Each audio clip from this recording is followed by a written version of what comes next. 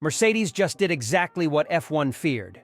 So we're going to be going through that and 3 other stories in today's video. So make sure to like this video, and if you want more Mercedes news content like this, make sure to subscribe to the channel by hitting that red button down below. The first story is Mercedes will change almost every component on 2024 car to take the fight to Red Bull.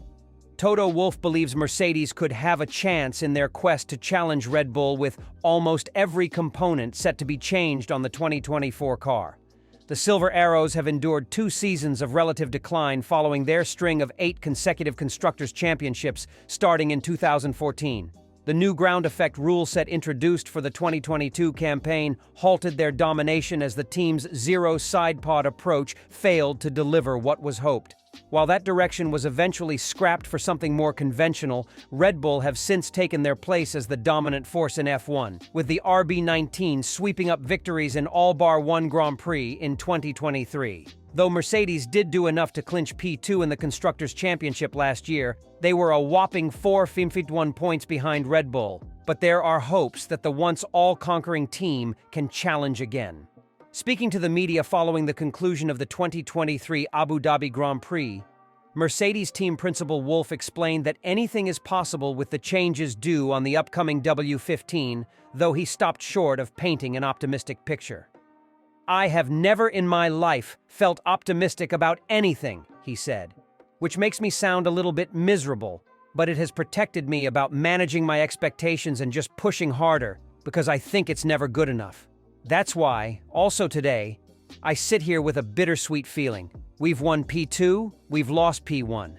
We're changing the concept, we're completely moving away from how we laid out the chassis, the weight distribution, the airflow. Literally, there's almost every component being changed, because only by doing that, I think we have a chance.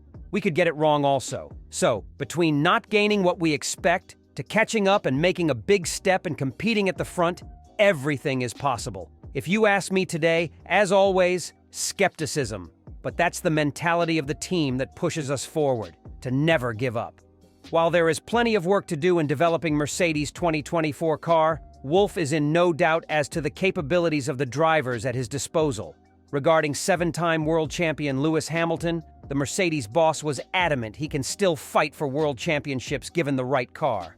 From Lewis's perspective, he had a bad weekend fact, Wolff said, alluding the race in Abu Dhabi where Hamilton finished in 9th. "I think that doesn't him being the greatest driver in the world. If we're able to give him a car, then he would be fighting for a world championship, I have no doubt. It's clear that when you have a Formula 1 car like we have now, you're never at ease with it. You have good weekends and bad weekends. In the end, every time where we've seen that Lewis has someone in his target in front of him and it was about winning the race, then the real Lewis comes alive, and I think we just need to give him that." After 8 years of dominance, the past 2 years have been tough for the Mercedes team.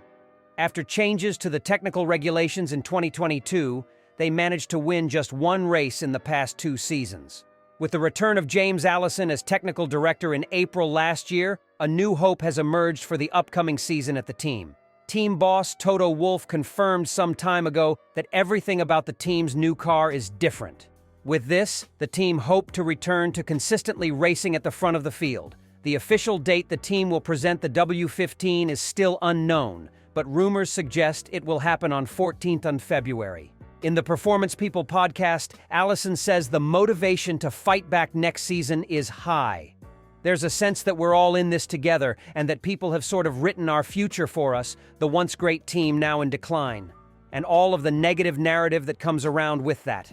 As long as internally we're saying, well, let them say that because that's their job, they've got to say something. Our job is to show them they're wrong, and imagine how good that's going to feel when they've all been looking sympathetically at us and with faux sympathy in our direction.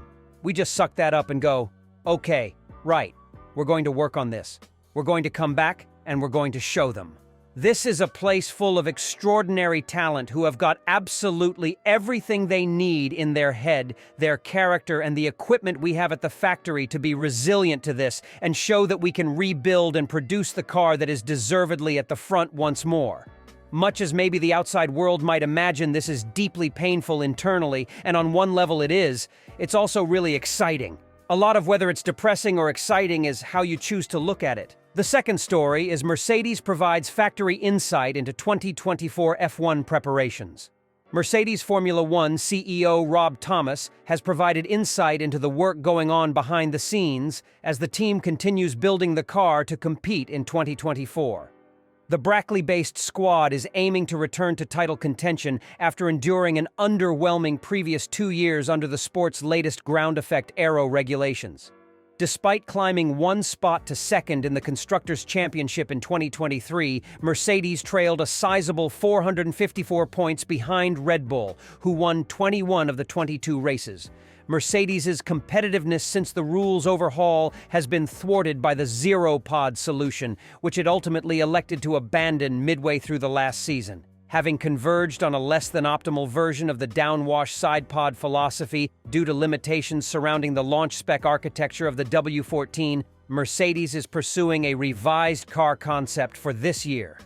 With less than a month remaining until the launch of the side's 2024 Challenger, Thomas has explained the mindset and the processes behind assembling an F1 car. It's always an interesting time because it's a period of working 6 days a week. They're long hours, it's dark and cold, Thomas told Digital Magazine Manufacturing Today. However, what we generally find, though, is the excitement builds as we progress. It starts in design, and that design then goes into manufacturing or purchasing, and then you start seeing bits of new car appearing everywhere, which gets people talking.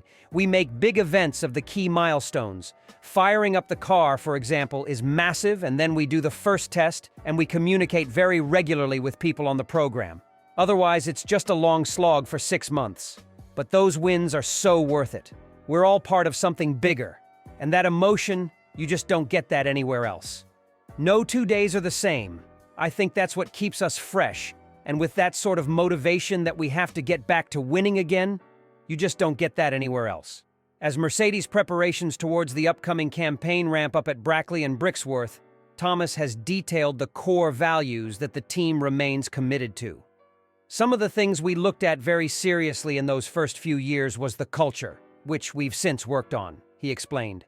Our key values are based on what we call pride, passion, respect, innovation, determination, excellence. If people don't perform, that's what they get marked against. We've now become a group of very driven people. There's loads of support and humility, and nobody's bigger than anyone else. We kill status and hierarchy so that there's space for ideas to be shared, because at the end of the day, we're trying to be the best in the world, so we all need to do our bit to contribute. However, we're also aware of this cycle where the team works incredibly hard in the winter season, then recovers over the summer, and then we rinse and repeat. And if we're not careful, we forget to enjoy the wins because we're constantly looking for the next thing to improve. So we're also working hard to balance that aspect where we also celebrate the successes. We're not always great at it, but we're getting there, he concluded. The third story is F1 team boss claims that Lewis Hamilton is still the greatest drivers. Mercedes team principal Toto Wolff has insisted that Lewis Hamilton is still the greatest driver in the world, despite struggling with his car in recent years. When looking at the facts, it is hard to brush aside the strong comments, with Hamilton being a 7-time world champion in F1 alongside Michael Schumacher, as well as holding the record for most pole positions and most race wins. The 39-year-old narrowly missed out on a record 8th world title in 2021 at the hands of Max Verstappen after a controversial finish to the final round of the season in Abu Dhabi. Hamilton's win in Jeddah that season is to date his last win in F1, with the Brit struggling with his Mercedes machinery in the last 2 seasons. Wolff: Hamilton still the greatest in the world. 2023 saw Hamilton finish 3rd in the standings with 6 podiums, with the team beating Ferrari to 2nd in the Constructors' Championship at the final round in Abu Dhabi. Speaking after that race, where the 7-time champion could only manage 9th, team principal Wolff proclaimed that he is still the best in the world if given a competitive car. From Lewis's perspective, he had a bad weekend, fact, Wolff said. I think that doesn't take away from him being the greatest driver in the world. If we're able to give him a car, then he would be fighting for a world championship, I have no doubt. It's clear that when you have a Formula One car like we have now, you're never at ease with it. You have good weekends and bad weekends. In the end, every time where we've seen that Lewis has someone in his target in front of him and it was about winning the race, then the real Lewis comes alive, and I think we just need to give him that opportunity.